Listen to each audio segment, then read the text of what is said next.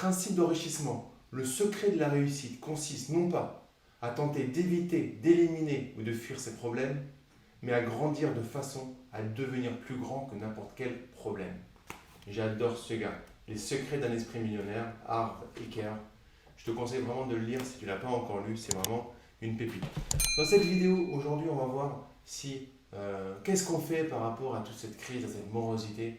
Est-ce que c'est donc l'occasion de se dire, ok, on arrête tout ça, on stoppe et on se dit que le meilleur moment pour investir, ça sera dans quelques semaines, dans quelques mois, dans quelques années, mais que là, en tout cas, la meilleure chose à faire pour soi, c'est tout simplement de se protéger, de se mettre à l'abri et d'attendre, de ne rien faire.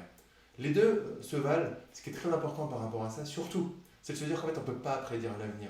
Donc, j'ai pas de boule de cristal. Ce que je vais te dire aujourd'hui, c'est ce que je pense. Je vais te montrer. On va aller en détail sur l'évolution de l'immobilier, sur des composantes qui peuvent te donner des indications sur ce que tu peux faire, ce que tu dois faire et ce que tu as au final envie de faire, tout simplement parce que chacun fait par rapport à son feeling. Mais ce qui est super important surtout, c'est qu'on ne peut pas prédire l'avenir. Celui qui te dit je sais que ça va prendre 20%, je sais que ça va chuter, tout simplement, ou il se ment lui-même, ou en tout cas, il raconte des salades, puisque malheureusement, ou heureusement, puisque sinon il n'y aurait pas ce côté relativement sexy de la chose, et on ne peut pas prédire l'avenir. Par contre, on peut travailler par rapport à l'avenir pour être proactif, se préparer au mieux pour pouvoir prendre les bonnes actions. Par rapport à ça, en gros, il n'y a pas à un moment 10 000 solutions possibles. Il va falloir étudier ce qui se passe, l'évolution des prix et comment en fait une crise peut arriver et comment par rapport à ça en fait elle peut tout simplement on peut tout simplement résister. Est-ce que réellement du coup par rapport à ça, ça va être le moment de se calmer ou est-ce que ça va être le moment en fait de plutôt lâcher les chevaux et aller au taquet du taquet? C'est ça qu'on va regarder. Donc là, je t'ai pris l'indice des prix dans l'ancien en France métropolitaine. Donc on est de 2000 à 2020. Donc on va voir, on a connu plusieurs cycles. Et par rapport à ça, alors on a séparé la France en Île-de-France et reste du monde, reste de la France métropolitaine, donc la province, en appartements et maisons. Et on voit ce qui est intéressant déjà, c'est de voir que quand il y a des cycles haussiers, comme il y a eu entre 2000 et 2007-2008, on voit qu'en fait, c'est exactement la même tendance, ils ont tous la même tendance relativement haussière. Tout monte à peu près de la même manière, qu'on soit en province ou en Île-de-France, c'est à peu près pareil. On va voir qu'il y a des reprises qui sont un peu différentes ensuite, mais là-dessus, c'est à peu près la même chose, tu vois. Et on voit, ce qui est intéressant, c'est qu'on voit que en 2016, quand le marché a vraiment fortement repris, en fait, on pourrait presque tracer une parallèle avec l'augmentation qu'il y a sur la reprise d'appartements en Île-de-France, par exemple. On est pratiquement sur une augmentation qui est, qui est dans la même tendance. Tu vois, on peut pratiquement faire une parallèle entre les deux évolutions.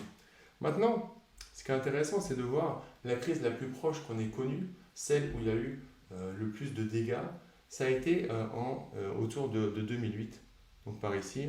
Et en fait, on voit qu'il y a un retour, donc on voit même qu'en Île-de-France, l'appartement en Île-de-France, on est largement au-dessus. On avait eu un tout petit taquet, mais de manière générale, on a eu une baisse, puis une reprise, et tout ça en l'espace de 3 ans. Donc qu'est-ce qui s'est passé pendant ce cycle de 3 ans? C'est que les prix ont légèrement baissé, ou des fois à un certain endroit relativement baissé, mais celui qui n'était pas dans la précipitation, par exemple, de devoir vendre, alors il a pu le garder, et en le gardant, ça lui était complètement indolore, puisque le marché de l'immobilier locatif est beaucoup moins volatile que celui de l'immobilier de l'acquisition, donc de l'investissement locatif dans notre cas.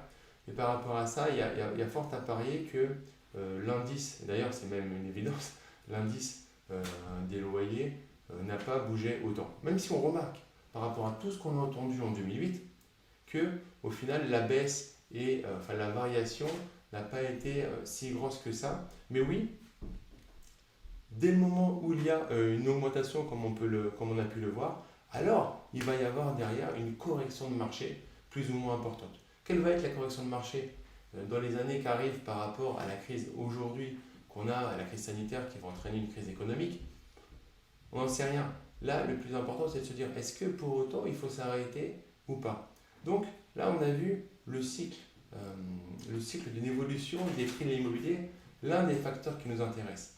Maintenant, ce qui est intéressant de voir, c'est également, donc je t'ai mis ça un petit peu après, c'est qu'on est souvent en train de critiquer le fait qu'on est en France, qu'on paye beaucoup d'impôts, que c'est entre guillemets la loose d'être en France parce que vaut mieux aller investir à l'étranger dans des endroits que personne ne connaît où tu vois juste des vidéos sur YouTube mais tu sais pas réellement comment ça se passe. Moi je trouve qu'on a déjà des opportunités énormes en France et si on sait se servir du système français, à un moment effectivement on paiera des impôts, certes, mais c'est aussi pour avoir, il ne faut pas oublier, un système de défense, la police, c'est un système de santé, donc c'est pour avoir euh, droit à certaines choses qui font que la France est un super beau pays.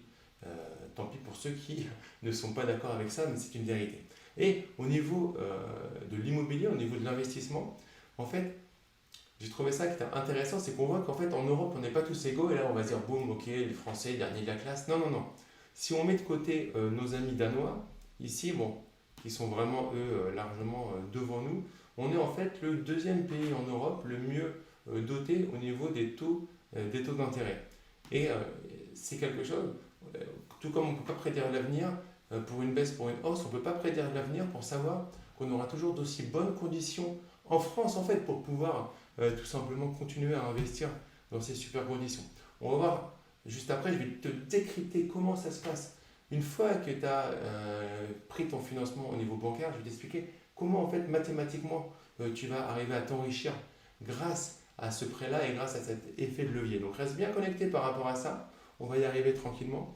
Et là, toi, ce qui est intéressant de voir, alors bien évidemment, Londres, on le sait tous, Londres est une ville vraiment très très chère, mais ce n'est pas forcément le problème. C'est que c'est pareil ici, les disparités de salaire importantes. Et on voit qu'en fait, on se dirait c'est pareil, ouais, de toute façon en France, on n'est pas bien, on n'est pas bien payé, c'est la catastrophe.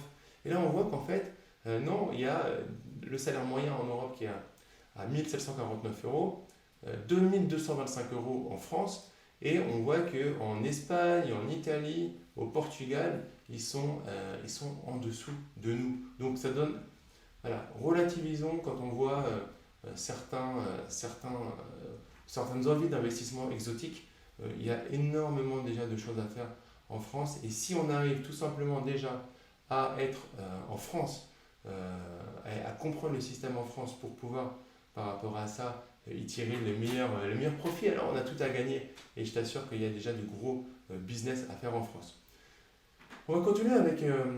J'ai pris un reportage. Alors, c'est important de les critiquer de temps en temps, BFM, quand ils font des choses moyennes. Là, je t'ai pris des extraits vraiment très très intéressants sur les taux d'intérêt, sur le scoring bancaire, sur tout ce qui va permettre de savoir si tu peux encore investir et si c'est un bon moment pour toi pour investir. En juillet, pour attirer les clients, les banques ont révisé légèrement à la baisse leurs taux. Alors, en moyenne, on est passé en un mois de 1,29% à 1,25%, avec des différences évidemment selon la durée de l'emprunt. Vous voyez que sur 15 ans, la moyenne se rapproche du seuil assez symbolique des 1%. Ce seuil, il avait déjà été franchi il y a maintenant un an. Et puis, sur 25 ans, on est à nouveau sous les 1,5%. On voit que, en fait, il est en train de nous donner des bonnes nouvelles. On entend de partout que l'investissement immobilier sur 25 ans, c'est mort, c'est fini. Là, il nous montre que c'est encore faisable. Et deux, il nous montre des taux qui sont encore tout à fait intéressants. Donc c'était il y a juste quelques mois, mais c'était pendant cette crise sanitaire, on était en plein dedans. Donc il n'y a pas d'évolution majeure sur les taux par rapport à ça. Et on voit que c'est sur BFM, sur une grande chaîne, et en fait, il est limite plus optimiste que ce qu'on peut entendre des fois sur des groupes privés ou sur des personnes qui disent que voilà, l'immobilier c'est fini, on ne peut plus emprunter sur 25 ans, etc., etc. Alors, ce qui est sûr et certain, c'est que si tu es au RSA, si tu n'as vraiment aucune épargne, si tu fais flipper la banque, tu vas avoir du mal à emprunter. Maintenant, j'en discutais hier avec un courtier, plus tu as d'argent sur ton compte bancaire et moins la banque va te demander paradoxalement d'apport. Donc pose-toi aussi des questions. Si la banque te demande beaucoup d'apport, c'est que peut-être qu'il faut que tu revoies ton dossier pour l'affiner, avoir un dossier beaucoup plus costaud. Bon, on retourne avec lui. Il va continuer son Si étude. on gagne très bien sa vie, si on a un gros apport, si on n'a aucun risque de perdre son emploi, évidemment, on va obtenir un taux beaucoup plus appréciable. Alors j'ai pris l'exemple d'un emprunt sur 25 ans pour 250 000 euros. Vous voyez que vous pouvez obtenir 1,13% si vous êtes considéré comme un profil sans risque par votre banque, alors que si la banque considère que vous faites partie des profils les plus risqués, vous êtes à 1,75%. Et est-ce que la crise a un effet sur les prix des logements? Alors pour le moment non, parce que cette baisse des taux, en fait, elle tire toujours le marché immobilier. Vous voyez sur votre écran apparaître les prix dans quelques grandes villes. On est vraiment sur des hausses de quelques euros encore entre le mois de juin et le mois de juillet. Et sur la France entière, meilleurs agents observent une hausse moyenne, bien sûr, de 0,3% en un mois. Alors pour la suite, on reste encore quand même dans le brouillard le plus total. Ça va dépendre de l'intensité de la crise, de la progression du nombre des chômeurs et aussi de la façon dont les Français vont ou pas confirmer leur envie d'aller s'installer un peu plus loin des grandes villes. Pour l'instant, beaucoup en parlent, pardon, mais peu franchissent le pas. Excellent. Donc là, il a fait un topo excellent. Il te parle du scoring. Il est clair là-dessus. Et il ne faut pas se mentir. Plus tu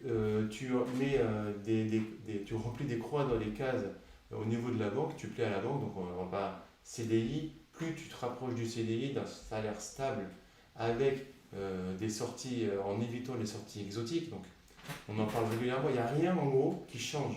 C'est ça qui est important et que je veux te montrer. C'est qu'il n'y a rien qui change. Ce qui passait avant continuera à passer. Ce qui ne passait pas avant ne passera pas plus maintenant, ça c'est clair. Mais l'immobilier ne s'est pas arrêté, ne va pas s'arrêter parce qu'il y a une crise sanitaire ou une crise économique. Bien au contraire, il va y avoir des opportunités énormes. Mais là, ce n'est pas le but de voir les opportunités énormes, c'est juste de voir la partie économique dans laquelle on est. On a pu voir le cycle économique, le cycle d'évolution avec une crise qui était arrivée et une grande augmentation avant. Donc ça peut laisser présager de ce qui peut se passer dans les semaines ou les mois à venir. Et quand on prenait, on a vu, quand on prenait un peu avant la crise et un peu après la crise, eh ben, c'était revenu exactement à la même chose, voire c'était reparti de plus belle. Et il ne faut pas oublier qu'après la crise qu'on a et qu'on va avoir, de toute façon, fortement, ça passera d'une manière ou d'une autre par une énorme augmentation de la consommation, de l'inflation, pour pouvoir derrière sauver ce qu'il y aura à sauver auprès de ceux des plus démunis. Parce que si tu veux investir dans l'immobilier, si tu vois des vidéos, si tu prends du plaisir à me suivre et à suivre des youtubeurs qui parlent d'investissement immobilier, c'est que tu fais partie d'une partie infime de la population qui a, malgré le côté morose, compris qu'il fallait se former et investir sur soi. Déjà, bravo à toi et mets-toi bien dans la tête qu'on est une infime partie de la population qui ne s'apitoie pas et se dit que la fin du monde était arrivée tout simplement. Alors, on va partir sur une petite étude. Alors ça, c'est pas sexy peut-être, mais c'est un tableau d'amortissement. Et c'est intéressant de voir en fait ce qu'est un tableau d'amortissement. Donc quand tu souscris un prêt au niveau à ta banque, en fait, elle va t'envoyer un tableau d'amortissement. Donc là, on va passer en revue tous les termes pour que tu comprennes bien ça. Et en gros, tu vas avoir à payer tous les mois des échéances. Donc là, par exemple, tu vas emprunter 53 000 euros. C'est le premier CRD. Donc le CRD, c'est quoi? C'est le capital restant dû. Donc comme au début, tu n'as rien remboursé, tu as 53 000 euros. Tu as une mensualité, alors on laisse l'assurance de côté, le HA, c'est pour hors assurance, on laisse l'assurance de côté. Tu as une mensualité de 379 euros et on voit que ça, bon, il y a un taux qui permet d'avoir cette mensualité. Et derrière, comment c'est décomposé? Donc, une mensualité, elle va être décomposée en fait. Ça va être en deux parties. D'un côté, tu vas avoir une partie de capital. Et de l'autre côté, tu vas avoir une partie d'intérêt. Donc, le capital, c'est c'est ce qui va te revenir au fur et à mesure. La partie de l'échéance que tu rembourses qui est le capital, ça te revient. C'est-à-dire que on voit sur le schéma là, tu as une mensualité de 379 euros avec 327 euros, 99, 327 euros de part de capital. Ce qui fait que ça va diminuer ton capital restant dû. En gros, ça va diminuer la dette que tu as vis-à-vis de la banque. Et les intérêts, c'est réellement le montant que te coûte le fait d'avoir fait ton opération de financement auprès de la banque. Et ce qui est intéressant là-dedans, c'est qu'en début de prêt, d'accord, imaginons que tu investisses pendant la crise, tu investis en 2020. Donc tu investis au début ton actif, il vaut 0. La vraie valeur nette de ton actif net, pardon, il vaut 0. Si tu fais rien, tu auras toujours 0 comme actif net dans ton portefeuille. Immobilier, ça pourrait être dans plein de choses. Pareil, là, c'est qu'on va profiter de l'effet de levier. Donc, tu as investi avec très peu d'argent, voire aucun argent. Tu pars au début de crise avec un actif net de 0. Et puis, tu mets ton appartement ou ton immeuble, donc tes appartements, c'est la même chose, en location. 3 ans plus tard, tu vas avoir remboursé tous les mois, par exemple, 300 euros par mois à la banque de part de capital. Donc 300 euros. En plus, tu vas voir, et tu peux voir là que c'est les intérêts composés. Alors, il faudrait que je fasse une autre vidéo pour t'expliquer bien ça en détail, mais du coup, plus ton CRD plus ton capital restant dû diminue, plus tu vas avoir dans ton échéance une part de capital qui va grandir et d'intérêt qui va baisser.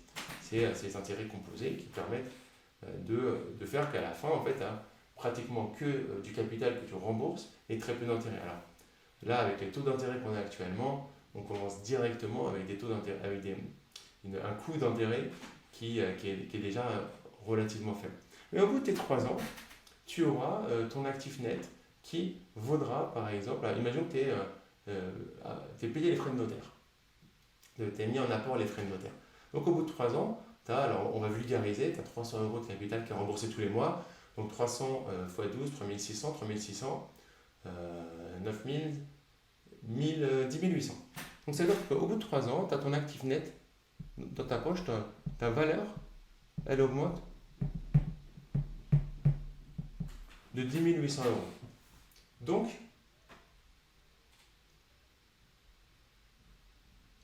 yes, alors, je vois que ça s'est un peu coupé sur mon écran retour. Donc l'actif net initialement il est à 0 et ensuite il passe, donc je vais t'écrire de l'autre côté, à 10 800 euros. Donc le cas, pour ceux qui ne sont pas matheux, le cas correspond à un millier, donc 10 800 euros, 10,8 K euros. Tu entendras beaucoup ça au niveau des financements, au niveau bancaire, et ne serait-ce qu'en mathématiques. Du coup, qu'est-ce qui va se passer entre celui qui n'aura rien fait et toi? Toi, tu auras commencé à capitaliser sur ton prêt immobilier et du coup, tu auras commencé à augmenter ta valeur active. Et ça qui est intéressant à moi, c'est de savoir, c'est de construire ton patrimoine, de construire tes actifs. Je ne parle pas à côté, bien évidemment, du fait que tu vas avoir potentiellement, si tu fais des choses rentables, voire très rentables, du cash flow qui va se dégager tous les mois et du coup qui va se rajouter. Mais là, comme ça, on va être très prudent, on va dire que le cash flow couvre les potentielles vacances locatives dues au confinement, les potentiels loyers impayés des personnes qui vont être au chômage. Alors, imaginons qu'on est dans un pire scénario, c'est-à-dire que tes loyers couvrent toutes tes charges, ton prêt, etc. et que tu ne tires pas d'argent dessus. Au minimum, tu auras dans ces cas-là ton actif net que tu vas amortir, enfin, que tu vas rembourser au fur et à mesure. Et du coup, en cas de revente, au bout des 3 ans, au bout de 10 ans, tu vois, si tu prends un seuil au bout de 10 ans, par exemple, tu auras un montant qui ne sera pas dégoûtant et que tu pourras récupérer pour le réinvestir, pour vivre avec. Tu pourras potentiellement, dans 10 ans, revendre, arbitrer l'un de tes appartements, l'un de tes immeubles, récupérer 80 000 euros dans ta poche, net, et puis repartir sur un prêt immobilier pour aller chercher de l'endettement, potentiellement aller chercher un déficit, etc., etc. Alors, il y a juste un cercle un peu vicieux de l'immobilier, c'est que quand tu commences, il est d'usage de ne pas s'arrêter. Mais c'est plutôt quelque chose de bon, c'est qu'il va falloir être vigilant à chaque fois à ce que tu fais pour pouvoir arbitrer recommencer, aller chercher des travaux, etc. Mais si tu suis la chaîne, c'est exactement ce que tu veux, c'est-à-dire tu n'es pas contre le fait de faire, mais tu veux pouvoir bien faire et arrêter d'écouter tout ce qu'on dit à droite à gauche qui ne changent pas ta vie et qui ne sont pas forcément des choses qui te rassurent.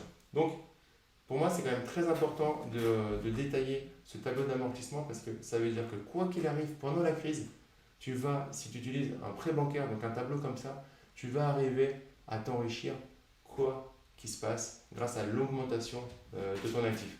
Maintenant, ce qui est très intéressant également, c'est de voir que même au niveau de l'État, même au niveau du gouvernement, ils sont plutôt positifs sur l'investissement immobilier et sur les bailleurs privés. Donc il y a les bailleurs sociaux et il y a les bailleurs privés. Et je t'ai mis un petit extrait de l'intervention du ministre chargé du logement qui nous félicite d'une certaine manière et qui nous remercie de ce qu'on fait sur le marché locatif. Parce que des fois on reçoit pas mal de haters qui nous disent qu'on est des vendeurs de rêves, des vendeurs vendeurs de sommeil et qu'en fait on loue des choses pourries pour très cher. Et là, je trouvais sympa que ce soit le gouvernement qui nous remercie. Donc je te mets ce petit extrait.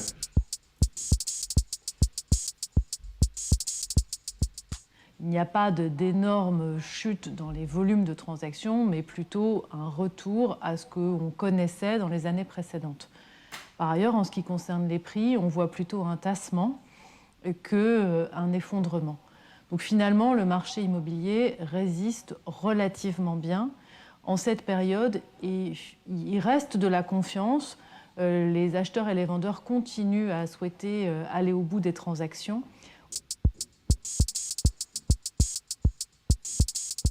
Alors c'est une très bonne nouvelle parce qu'on est en tension entre l'offre et la demande de logement, en tout cas dans les grandes villes, dans les métropoles et en périphérie. Et donc on a besoin que des bailleurs privés soient là en complément des bailleurs sociaux. Évidemment, les bailleurs sociaux sont indispensables et on travaille avec eux pour avoir le plus d'agréments possible cette année. Mais les bailleurs privés, qu'ils soient institutionnels ou personnes physiques, sont extrêmement importants. Et donc le retour des bailleurs privés, s'il se confirme, là c'est un peu tôt pour avoir des chiffres, ça montre aussi un intérêt, une confiance et peut-être aussi le fait que certaines formes de location de très courte durée, par exemple meublé touristique, atteignent aussi leurs limites dans la période. Bon, je t'ai mis la petite dernière phrase juste pour le plaisir sur la location courte durée qui en ce moment il y en a beaucoup qui pleurent par rapport à ça. Mais je remarque qu'il y a aussi pas mal de formateurs qui prônent la location courte durée qui sont relativement honnêtes en faisant le constat que quand on gère dans sa matrice la sécurité, avoir que des locations courte durée, c'est une gestion assez calamiteuse de son portefeuille. Je trouve que c'est vraiment inspirant de voir quelqu'un du gouvernement. Donc là, si tu remarques, on a vu BFM, Good News, plutôt des choses intéressantes. Ministre du Logement, plutôt Good News, plutôt encourageant. Donc c'est avec tout ça, t'es pas motivé, tu te dis que c'est pas possible, c'est pas le moment de se bouger. Réécoute la vidéo et pose-moi tes questions en commentaire. Mets-moi en commentaire quels sont encore tes freins par rapport au fait de se lancer dans cette période. Alors bien évidemment, qui dit se lancer, dit préparer le passage à l'action. Encore plus maintenant qu'avant, il va falloir vraiment préparer ton passage à l'action et pas sauter comme ça dans le premier studio location courte durée venu. Il va falloir prendre le temps de travailler tes objectifs, puis ta stratégie, etc., etc. Mais c'est largement à ta portée, j'en suis certain. Et là, c'était pour te montrer, déjà te redonner des notions, si jamais tu ne les avais pas, sur tout ce qui était autour de l'amortissement, du tableau d'amortissement, autour des cycles d'évolution de la crise, et pour te montrer qu'en fait, la vie est belle et que tout simplement, il faut juste saisir les opportunités, transformer les problèmes en opportunités, tout simplement en se levant, en faisant un grand bond et en se disant ok, quoi qu'il arrive maintenant, la situation elle est comme ça, sur quoi je peux influencer? Est-ce que je peux influencer sur le fait de devoir porter un masque? Non. Donc polémique, pour pas grand chose. Par contre, sur quoi je peux influencer? Sur le fait de me former, le fait de comprendre ce qu'il faut faire, de comprendre pourquoi je veux le faire et de comprendre comment on le met en place. Là, dans mon livre, les clés de l'immobilier rentable et sécurisé. Donc tu as le lien dans la description de la vidéo si tu le veux. C'est avec grand plaisir que je t'en enverrai un exemplaire. Tu verras, tu as juste à payer les frais de traitement et il arrive direct dans ta boîte aux lettres. Je parle de ça sur une méthode qui me tient à cœur, la méthode vie. Elle me tient à cœur déjà par rapport au nom parce que le plus important c'est la vie, c'est d'animer les choses et d'être en vie. Et ensuite c'est que de l'argent, c'est que des moyens qui nous permettent d'être animés et d'être en vie tout simplement. Et là-dessus on voit les objectifs, puis les stratégies, puis l'implémentation et puis encaisser. Et en fait on se rend compte des fois que encaisser, alors c'est cool parce qu'on a tous envie d'avoir de l'argent, mais ce qui nous fait tourner l'ébullition de notre cerveau, c'est limite les premières étapes de définition des objectifs, de mise en place de la stratégie, de l'implémentation. Parce qu'en fait, on sait que quand on encaisse, qu'est-ce qui va se passer? Quand tu vas devenir un investisseur immobilier, un entrepreneur, c'est que tu vas recommencer. Parce que tu vas avoir cette adrénaline, cette envie de continuer.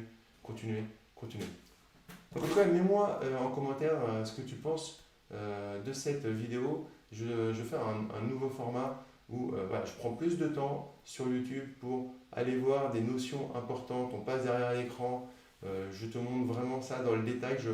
Je souhaite vraiment rentrer de plus en plus dans le détail parce que je reçois beaucoup de questions de personnes qui sont inquiètes de l'avenir, de ce qui se passe. Pour conclure cette vidéo, je vais t'inviter à t'abonner à la chaîne pour rejoindre des milliers d'investisseurs déjà abonnés à la chaîne. Tu as le bouton s'abonner, clique bien sur la cloche, comme ça tu seras prévenu quand je publie de nouvelles vidéos.